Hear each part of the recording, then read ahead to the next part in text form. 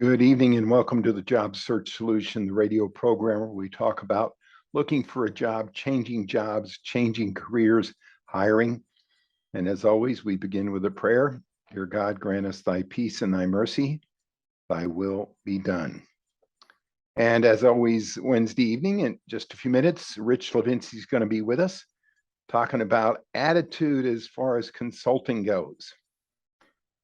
I really wanted to discuss something that's come up over the past 7, 8 months that I don't think I've ever seen anywhere near as much of in the 49 years that I've been doing this.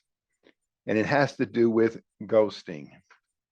Ghosting is where a candidate tells you that he or she is going to show up on your job and going to go to work for you, and then just doesn't show, just doesn't call, doesn't write, just doesn't show. And part of that is the attitude that there are lots of jobs out there. Part of it is the coarse attitude that lots of people have towards not caring about anybody but themselves. And we had a candidate do that with us. And by the time we got around to talking to him, he avoided talking to us for about 5 weeks. He finally needed us because the job that he thought he was going to get, he ghosted our company, didn't even bother to show up. And then the thought that job he was going to get didn't pan out. So he called and we asked him why he would do such a thing, not explaining that we're not going to work with him, but just why he would do such a thing. He explained, well, for years and years, employers have taken advantage of me, and I just didn't feel any compulsion to have to be considerate with them. They've always taken advantage of me, and so therefore I didn't feel like I needed to. It was a ridiculous excuse, discourteous and a ridiculous excuse. So if you're a hiring authority, you need to think about the fact that there's a good chance that in this market, unfortunately, you're going to be ghosted. Your candidate is going to tell you they're going to show up and then they're not gonna.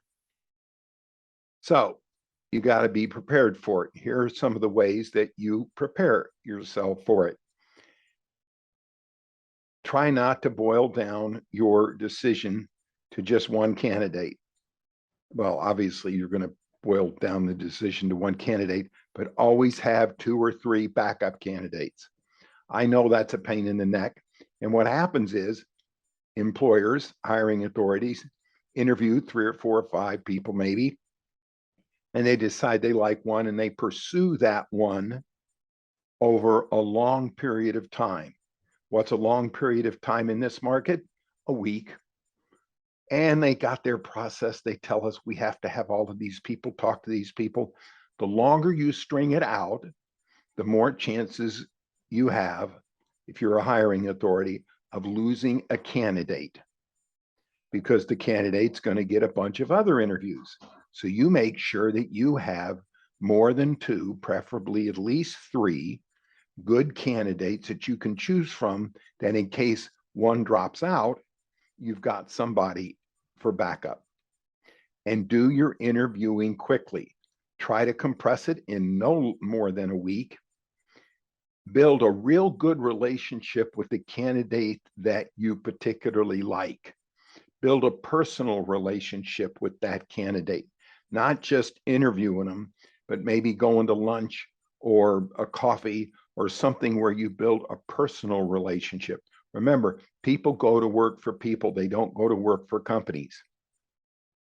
And then make sure you listen to what the candidate needs in a job, and make sure you have a lot of empathy for them and you've built a relationship with them, so that if the idea of ghosting you crosses their mind, it's also going to be a personal thing as well as a business thing.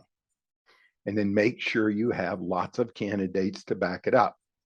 Now, I know that's a lot of things employers often don't want to hear, because having 2 or 3 candidates involved in the process takes a lot of time, takes a lot of effort. And most people think, well, when we find a candidate that we like, we're going to focus in on them and not worry about the rest of them. Not a good idea.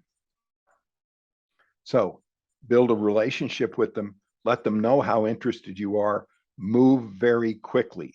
Make sure that you ask them, what other kinds of opportunities are you looking at? How do we stack up with the opportunities that you're envisioning? Tell us. And if you've built a personal relationship with this person, they're going to tell you how they feel about everything on a personal basis.